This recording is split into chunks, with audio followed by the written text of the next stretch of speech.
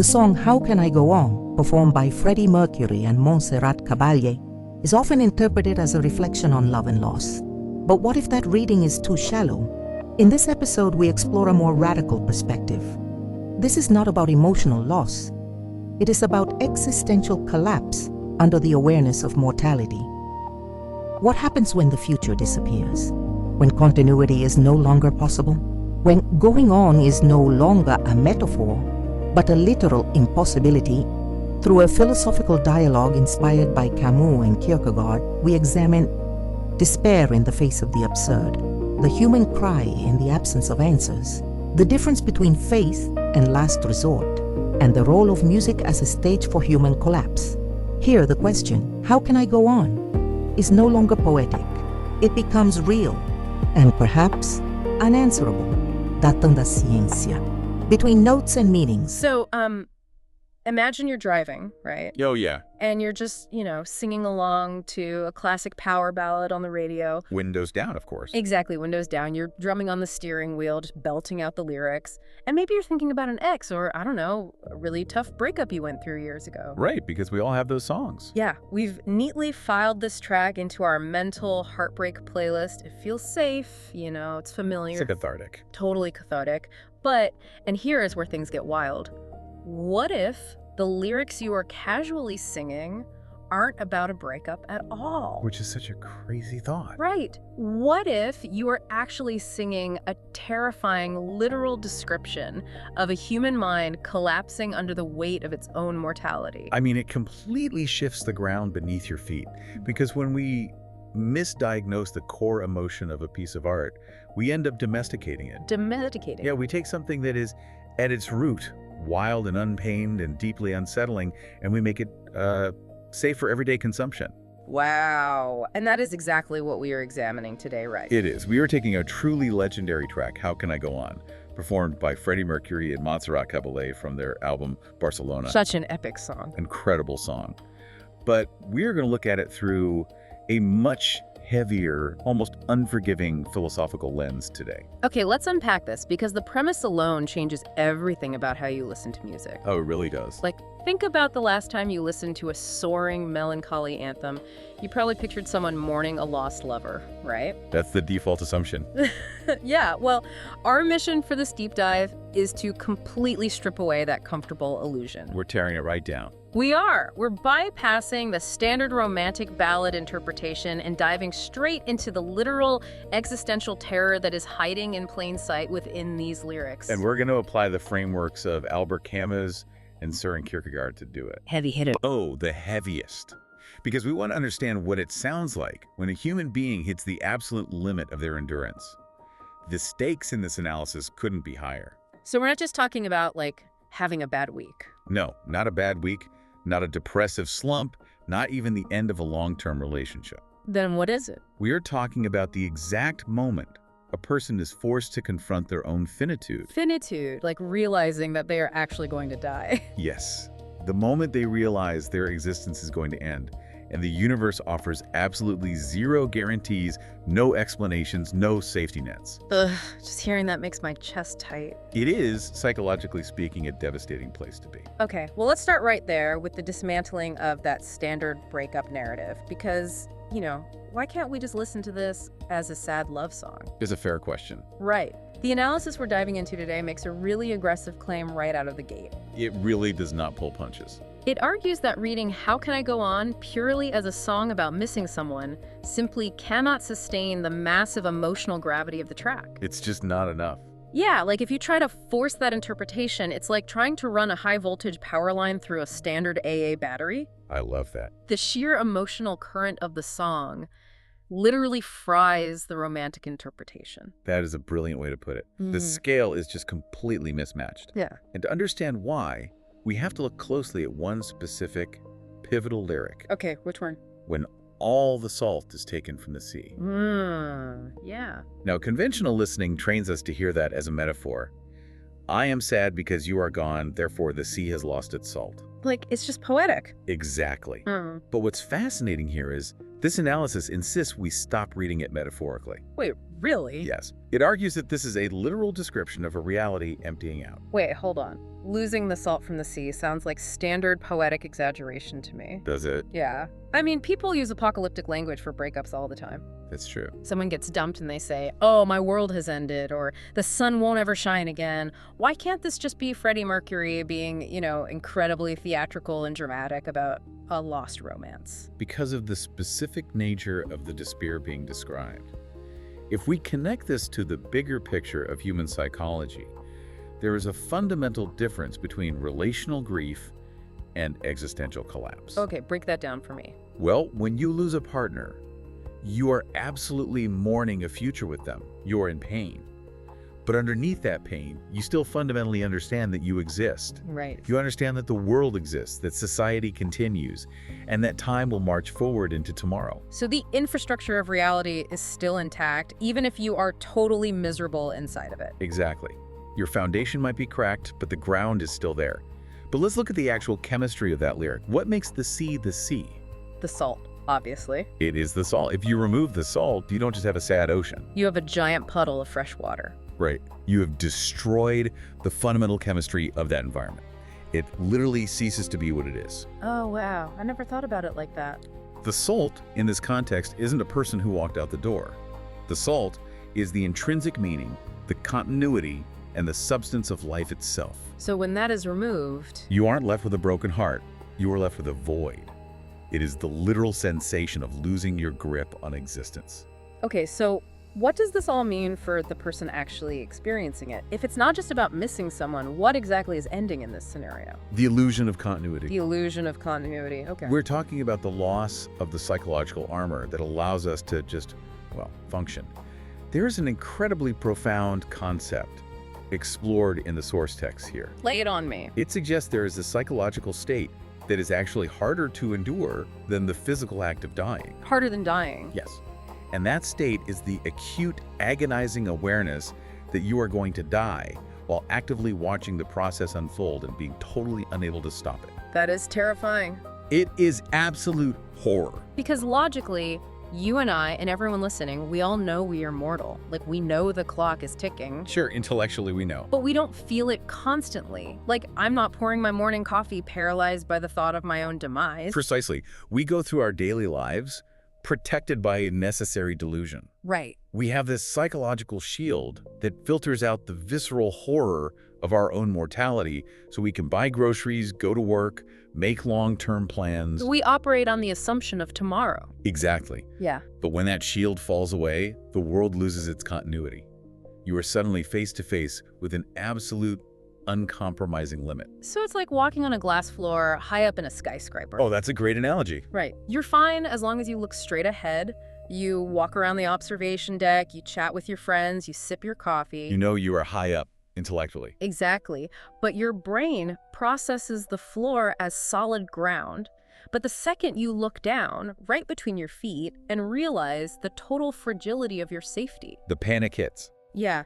The fact that there is nothing but an inch of transparent glass between you and a 1,000-foot drop, the terror just sets in. And the physical reality of the building hasn't changed. Not at all. Okay. But your awareness of the drop has completely shattered your illusion of safety. And once you see the drop, you cannot unsee it. You are hyper aware of the fall from that second on. Which is exhausting. It is.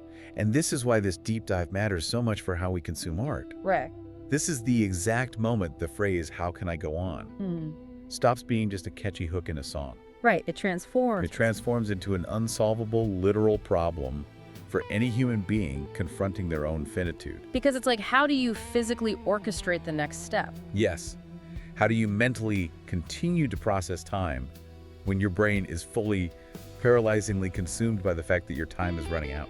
So it isn't a romantic plea of how do I go on without you? No, it is the biological and psychological crisis of how do I continue to be? That completely reframes the entire song for me. I mean, it's incredibly heavy. And to map out the geography of this unsolvable problem, the analysis relies heavily on the French philosopher Albert Camus, right? Yes, Camus is the perfect cartographer for this kind of despair. Specifically through his concept of the absurd, which he outlines in his famous essay, The Myth of Sisyphus. The guy pushing the boulder up the hill. That's the one. Now, to understand the song's tension, we really have to understand how Camus defines the absurd. Because he doesn't just mean something that is, like, silly or ridiculous. No, not at all. The absurd, for Camus, is a violent structural clash. A clash between what? It is the collision between the deep, innate human demand for meaning, clarity, and answers, And the universe. and the unreasonable, absolute silence of the universe. Okay, here's where it gets really interesting. Because if I'm understanding Camus right, it's not just that the universe doesn't have the answers. Wait. It's that the universe doesn't even acknowledge the question. So, is it like shouting for help into an endless empty canyon, but instead of getting an echo back, the silence itself just swallows your voice whole? Yes. You're screaming, why or how, and the universe doesn't even have the basic courtesy to bounce your own voice back to you. That analogy hits the nail right on the head because it highlights the active hostility of that silence. Right, it feels aggressive. The silence isn't just an absence of noise, it functions as a thick, crushing weight. So the singer in the song is asking this ultimate question, how can I go on? And they are met with a brick wall of indifference. According to this philosophical framework, it is exactly this deafening silence that makes the situation unbearable for the human mind. Because you can't argue with silence. You can't. The universe offers no room for negotiation. You cannot bargain, you cannot ask for an extension, and you cannot demand a reason. So if the universe meets that desperate shout with absolute silence, the singer doesn't just shrug and walk away. They can't. Right. The human mind can't just accept a void of that magnitude. It has to do something with that terror. It absolutely does. And historically, when the human ego is confronted with the absurd and realizes it cannot extract an answer from the universe, it tends to collapse inward. Like a dying star. Exactly. The psychology fractures. And this is exactly where the analysis brings in the Danish philosopher Søren Kierkegaard. Oh, shifting gears. Yes, specifically focusing on his framework regarding despair. Which he outlines in his book, The Sickness Unto Death, right? You got it. And Kierkegaard's definition of despair is crucial here because he isn't talking about clinical depression or standard sadness. Yeah, what is his definition? Kierkegaard defines despair as the self failing to rest in itself. Failing to rest in itself, what does that mean in practice? It is the sheer inability to sustain your own identity or consciousness when confronted with your own mortality. The ego essentially breaks under its own weight. Because it realizes it can't save itself. Right. And the analysis highlights a very specific, incredibly vulnerable lyric in the song to illustrate this complete inward collapse. What's the lyric? It's just a few words. Lord, take care of me. Now wait, I have to challenge this interpretation right here. Okay, go for it. Because that seems like a massive leap. Lord, take care of me. Asking God for help is textbook faith? Here you. I mean, billions of people around the world pray exactly like that every single day. They do. So why are we framing this as a symptom of a psychological collapse? Doesn't this lyric prove that the singer actually has a safety net? Like, why can't it just be a genuine expression of spiritual belief and trust in a higher power? It is entirely natural to hear the word Lord and immediately associate it with confident religious faith. Right. But if we connect this to the bigger picture and look at the sequence of the psychological breakdown happening in the text, it actively dismantles that assumption. How so? Remember what has already happened in the song. The universe has offered absolute silence. No echo from the canyon. Right. The continuity of reality has been stripped away like salt from the sea, and the individual's ability to sustain their own mind has collapsed. So they are totally empty at this point. Completely empty. Therefore, this cry to the Lord is not a statement of confident faith coming from a place of spiritual grounding. Then what is it? It is a last resort, born of absolute necessity. It is the raw, instinctual reflex of a human being grasping at anything, literally any concept, any word, when all earthly continuity has failed. Oh, wow. I see the distinction now. It's less like walking into a church on a Sunday morning to pray with the community. Yes. And more like falling out of an airplane without a parachute and instinctively grabbing at the air as you fall. That's a perfect image. Right, because you aren't grabbing the air because you have a deeply held theological belief that the oxygen will magically turn solid and catch you. Of course not. You're grabbing it because the ground is rushing up, you are terrified, and your hands literally don't know what else to do. It's a biological and psychological reflex. That is exactly the mechanism at play. It's a mechanism of survival, triggered in a moment where survival has already been deemed impossible. That's so dark. It is the sound of the human mind reaching the absolute end of its tether. The cry for a Lord here is a necessary desperation, an automatic flinch against the void, rather than a calm, trusting faith. That drastically changes the emotional texture of the song. It really does. It goes from being a momentarily comforting prayer to arguably the most heartbreaking, devastating moment in the entire track. It strips away the final layer of psychological protection, and it perfectly sets the stage for the most fascinating dynamic in the music itself. Because up until now, we have essentially been analyzing a solitary individual. Right. We have Freddie Mercury's voice representing the isolated human mind. The guy standing on the glass floor. Yes, the guy shouting into the empty canyon. But anyone who has ever heard How Can I Go On knows he isn't the only vocalist. No, he's not. There is a second massive presence on this track, the legendary operatic soprano Montserrat Caballé. An absolute powerhouse. So if we are viewing this through the lens of Camus and Kierkegaard, where the universe is silent and God is just an instinctual word shouted during a freefall, what on earth is her role? It's the big question. Does she represent the universe? Is she the Lord? If we lean on the conventional reading, it would be very easy to cast her as a savior figure, an angel swooping in to offer grace. That makes sense musically. But the analysis explicitly rejects that. Really? She is absolutely not a savior. She is not a figure of transcendence coming down to rescue the singer, and she definitively does not answer his plea. Wait, so she isn't throwing him a parachute? No parachute at all. Her function is far more profound and honestly a bit more chilling. Okay, I'm hooked. What is it? Instead of answering the despair, she amplifies it. She amplifies it. Yes. What Caballé does in this track is take this incredibly intimate, claustrophobic pain, this private crisis of a single mind failing to comprehend its own end, and she scales it up to a cosmic level. She makes it bigger. She forces this private despair onto a universal stage. Oh, I see. So if the singer's voice is the spark, her voice is the wind that turns it into a forest fire. That's a great way to look at it. She isn't changing the nature of the fear, she's just expanding it until it fills the entire sky, like a magnifying glass under the sun. Exactly. The analysis paints an incredibly vivid, almost cinematic picture to explain how their voices interact conceptually. Paint the picture for me. Okay, imagine a solitary, fragile figure standing center stage in the dark. Okay. The lighting is harsh, highlighting the exhaustion, the physical tension of someone facing an inevitable, terrifying limit. That is the singer. Got it. And then looming behind this solitary figure, encompassing the entire background, is an ethereal, luminous, impossibly grand presence. It's distant. It is utterly inaccessible. This massive presence doesn't reach out a hand to comfort the fragile figure. It simply exists, resonant and vast. Sort of observing. Yes. And by doing so, Caballés' voice turns a personal, quiet collapse into a grand, universal tragedy. She represents the sheer, undeniable scale of human mortality. Wow. So she essentially represents the fact that this existential crisis isn't just an isolated glitch happening to one unlucky person. No, not at all. This is the fundamental, inescapable condition of every human being who has ever lived. Like, we all have to eventually look down through the glass floor. Every single one of us. We all have to face the void.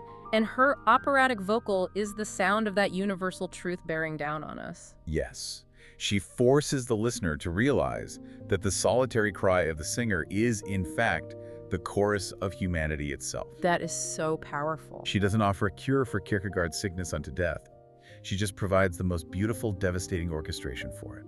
She makes the listener feel the weight of the absurd. This has been a truly intense journey. It's heavy stuff. It really is. I mean, we started with what so many of us categorized as a dramatic, maybe slightly over-the-top heartbreak anthem. And by pulling back the layers using Camus and Kierkegaard, we have ended up staring directly into the abyss of human mortality. It is a radically different listening experience. It is. So, to bring all these philosophical threads together, the core revelation from the texts we've explored today is that How Can I Go On is not actually a song about finding a way to continue. It is definitively not.